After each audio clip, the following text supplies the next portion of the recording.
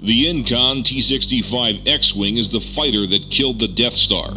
An almost perfect balance of speed, maneuverability, and defensive shields makes this the fighter of choice for Rogue Squadron, except when the mission profile disallows it.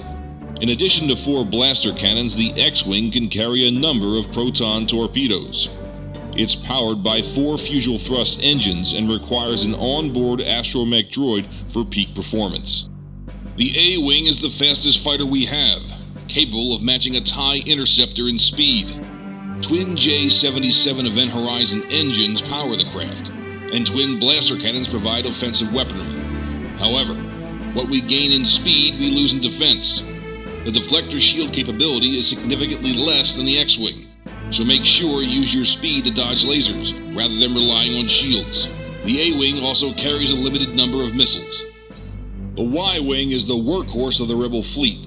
It's not quick or flashy, but it gets the job done. The armor on this ship is extensive, and the shields will protect you from just about anything, which is good, because you won't be going anywhere fast. The Y-Wing is used mainly as a bomber, because it can carry a heavy payload of missiles, torpedoes, and bombs. The other important weapon is the topside ion cannon, which rather than destroying a target, can disable it for later capture. Our cannons have a computer-assisted auto-fire feature, so don't forget that when you're in the heat of battle. Sporting 4 massive thrusters that lend it surprising speed and mobility, the U-Wing support craft is a welcome addition to any squadron. While it is difficult to kill in a dogfight, its true value is in supporting the squadron with life-saving supplies and repairs, allowing fellow pilots to operate more effectively. The U-Wing can also disrupt enemy systems, making them easy targets for allies. The standard starfighter of the Imperial Navy, the TIE Fighter is sturdy, faster, and more agile than its Rebel X-Wing counterpart, and versatile enough to serve in multiple roles. Its speed, maneuverability, tiny silhouette, and good forward visibility give it an edge in a dogfight, while its armor and payload options make it useful against enemy capital ships as well. The TIE Interceptor is the lightest, fastest, and most responsive starfighter in space. It can use its high acceleration and turn rates to outmaneuver an enemy fighter, evade missiles, and dodge incoming cannon fire from capital ship turrets. This maneuverability is essential, because while it is the fastest, it's also the most fragile, sacrificing armor and shields for speed and agility.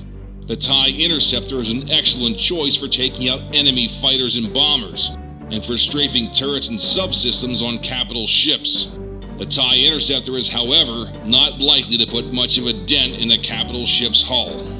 A heavily armored tank of a ship, the TIE Surface Assault Bomber is the slowest and least responsive ship in the Imperial roster. But that thick armor allows it to hang tough in a firefight against the faster ship classes. In a head-to-head joust with any other ship, the bomber, with its powerful loadout, will always come out on top. As the name implies, it is primarily designed for bombing runs, particularly on large capital ships. It can weather a storm of turbo laser fire and lay down a swath of destruction across heavily armored hulls, hampering or destroying escorts and flagships alike. Surprisingly nimble for a ship of its bulk, the TIE Reaper support craft brings many advantages to a squadron, and many disadvantages to that squadron's opponents. One of the few Imperial starfighters equipped with deflector shields, it trades some firepower for squadron force multiplying abilities, reloading allies, and providing repair droids in the thick of battle. This is a Corellian YT-1300 freighter. I don't know where this ship came from, but it is not within the set parameters for a civilian transport. It has been illegally modified with 2 quad guns, 1 mounted cannon, several escape pods, a completely new sublight engine, several stealth and communication jamming additions, and a large secret cargo area. Not the prettiest ship, but an excellent choice if you were a smuggler.